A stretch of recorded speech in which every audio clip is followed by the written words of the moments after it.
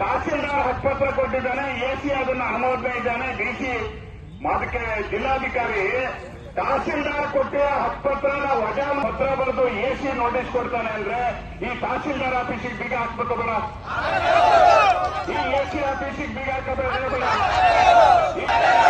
ಈ ಅಯೋಗ್ಯರು ಅವನ್ ಕಂದಾಯ ಮಂತ್ರಿ ಶಿವಮೊಗ್ಗಕ್ಕೆ ಬಂದು ಹೇಳ್ತಾನೆ, ಕೃಷ್ಣ ಬೈರೇಗೌಡ ಇಡೀ ರಾಜ್ಯದಲ್ಲಿ ಶಿವಮೊಗ್ಗ ಜಿಲ್ಲೆಯಲ್ಲಿ ನಾವು ಕಂದಾಯ ಇಲಾಖೆಯಿಂದ ಹಕ್ಕುಪತ್ರ ಕೊಟ್ಟಿದ್ದನ್ನೆಲ್ಲ ಫಾರೆಸ್ಟ್ನವ್ರು ನಂಬು ಅಂತಿದ್ದಾರೆ. ಇಲ್ಲಿ ಶಿವಮೊಗ್ಗದಲ್ಲಿ ಪೇಪರಿಗೆ ಟಿವಿಗೆ ಹೇಳ್ಕೊಟ್ರೆ ಕೃಷ್ಣ ಬೈರೇಗೌಡ ಹೇಳ್ಬೇಕದನ್ನ, ಈ ತರ ರೈತರಿಗೆ ಅನ್ಯಾಯ ಆಗಿದೆ ಅಂತ ಹೇಳಬೇಕಾಗಿತ್ತು, ಹೇಳಲಿಲ್ಲ. ಕೃಷಿ ಆಫೀಸಲ್ಲಿ ಸುಮಾರು 35,000 ಕುಟುಂಬದ ರೈತರ ಮೇಲೆ ಇವತ್ತು ಕೇಸ್ ಹಾಕಿದ್ದಾರೆ. ಯಾರ ಮೇಲೆ ಕೇಸ್? ಹಕ್ಕುಪತ್ರ 40, 50, 60 ವರ್ಷದಿಂದ ಹಕ್ಕುಪತ್ರ ಇರೋರಿಗೆ ಈ ಶಿವಮೊಗ್ಗ ಜಿಲ್ಲೆಯಲ್ಲಿ ಹಕ್ಕುಪತ್ರ ಕೊಡ್ತಾರೆ ಅಂದ್ರೆ ಶಾಸಕರು ಸತ್ತೋಗಿದ್ದಾರೆ, ಸಂಸತ್ ಸದಸ್ಯರು ಸತ್ತೋಗಿದ್ದಾರೆ, ಮಂತ್ರಿ ಸತ್ತೋಗಿದ್ದಾನೆ, ಈ ರಾಜ್ಯದ ಮುಖ್ಯಮಂತ್ರಿಗಳು ರೈತರ ಪಾಲಿಗೆ ಸತ್ತೋಗಿದ್ದಾರೆ ಅಂತ ನಾವು ಮುಖ್ಯಮಂತ್ರಿ ಮೀಟಿಂಗ್ ಕರೀತಾರೆ. ಸರ್ಕಾರಿ ನೌಕರರು 36% ಸಂಬಳ ಜಾಸ್ತಿ ಮಾಡಬೇಕು ಅಂದ್ರೆ ರೈತರು ಇಷ್ಟು ಹೋರಾಟ ಮಾಡಿದ್ರು, ಮಂತ್ರಿ ಮತ್ತೆ ಮುಖ್ಯಮಂತ್ರಿ ಶಿವಮೊಗ್ಗ ಜಿಲ್ಲೆಯಲ್ಲಿ ಕರೆಯಲಿಲ್ಲ ಅಂದ್ರೆ ಇವತ್ತು ರೈತರು ನಮ್ಮ ಸ್ವಾತಂತ್ರ್ಯ ನಮ್ಮ ದೇಶಕ್ಕೆ ಬಂದಾಗ ಮಾತಾಡಬೇಡಿ, ನಮ್ಮ ದೇಶದಲ್ಲಿ ಬರೋ 35 ಕೋಟಿ ಜನಸಂಖ್ಯೆ ಇತ್ತು, ಅನ್ನ ಕೊಡಕ್ ನಮ್ಮ ಹತ್ರ ಶಕ್ತಿ ಇರಲಿಲ್ಲ ನಮ್ಮ ದೇಶದಲ್ಲಿ. ಇವತ್ತು ಸ್ವಾತಂತ್ರ್ಯ ಬಂದು 75 ವರ್ಷಗಳಾದ್ಮೇಲೆ ಇವತ್ತು 2025 ಹೊತ್ತಿಗೆ ನಮ್ಮ ದೇಶದ ರೈತರು ಬೆಳೆದಂತ ಭತ್ತ, ಅಕ್ಕಿ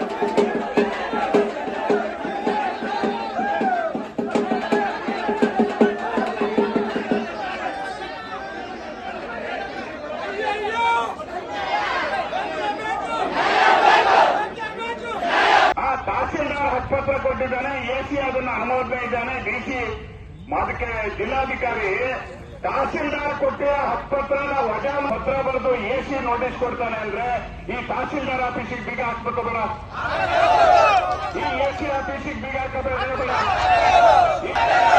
ಈ ಅಯೋಗ್ಯರು ಅವನ್ ಕಂದಾಯ ಮಂತ್ರಿ ಶಿವಮೊಗ್ಗಕ್ಕೆ ಬಂದು ಹೇಳ್ತಾನೆ, ಕೃಷ್ಣ ಬೈರೇಗೌಡ ಇಡೀ ರಾಜ್ಯದಲ್ಲಿ ಶಿವಮೊಗ್ಗ ಜಿಲ್ಲೆಯಲ್ಲಿ ನಾವು ಕಂದಾಯ ಇಲಾಖೆಯಿಂದ ಹಕ್ಕುಪತ್ರ ಕೊಟ್ಟಿದ್ದನ್ನೆಲ್ಲ ಫಾರೆಸ್ಟ್ನವ್ರು ನಂಬು ಅಂತಿದ್ದಾರೆ. ಇಲ್ಲಿ ಶಿವಮೊಗ್ಗದಲ್ಲಿ ಪೇಪರಿಗೆ ಟಿವಿಗೆ ಹೇಳ್ಕೊಟ್ರೆ ಕೃಷ್ಣ ಬೈರೇಗೌಡ ಹೇಳ್ಬೇಕದನ್ನ, ಈ ತರ ರೈತರಿಗೆ ಅನ್ಯಾಯ ಆಗಿದೆ ಅಂತ ಹೇಳಬೇಕಾಗಿತ್ತು, ಹೇಳಲಿಲ್ಲ. ಕೃಷಿ ಆಫೀಸಲ್ಲಿ ಸುಮಾರು 35,000 ಕುಟುಂಬದ ರೈತರ ಮೇಲೆ ಇವತ್ತು ಕೇಸ್ ಹಾಕಿದ್ದಾರೆ. ಯಾರ ಮೇಲೆ ಕೇಸ್? ಹಕ್ಕುಪತ್ರ 40, 50, 60 ವರ್ಷದಿಂದ ಹಕ್ಕುಪತ್ರ ಇರೋರಿಗೆ ಈ ಶಿವಮೊಗ್ಗ ಜಿಲ್ಲೆಯಲ್ಲಿ ಹಕ್ಕುಪತ್ರ ಕೊಡ್ತಾರೆ ಅಂದ್ರೆ ಶಾಸಕರು ಸತ್ತೋಗಿದ್ದಾರೆ, ಸಂಸತ್ ಸದಸ್ಯರು ಸತ್ತೋಗಿದ್ದಾರೆ, ಮಂತ್ರಿ ಸತ್ತೋಗಿದ್ದಾನೆ, ಈ ರಾಜ್ಯದ ಮುಖ್ಯಮಂತ್ರಿಗಳು ರೈತರ ಪಾಲಿಗೆ ಸತ್ತೋಗಿದ್ದಾರೆ ಅಂತ ನಾವು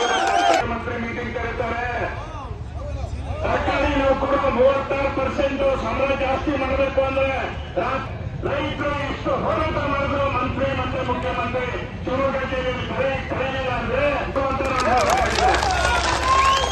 ಇವತ್ತು ರೈತರು ನಮ್ಮ ಸ್ವಾತಂತ್ರ್ಯ ನಮ್ಮ ದೇಶಕ್ಕೆ ಬಂದಾಗ ಮಾತಾಡಬೇಡಿ, ನಮ್ಮ ದೇಶದಲ್ಲಿ ಬರೋ 35 ಕೋಟಿ ಜನಸಂಖ್ಯೆ ಇತ್ತು.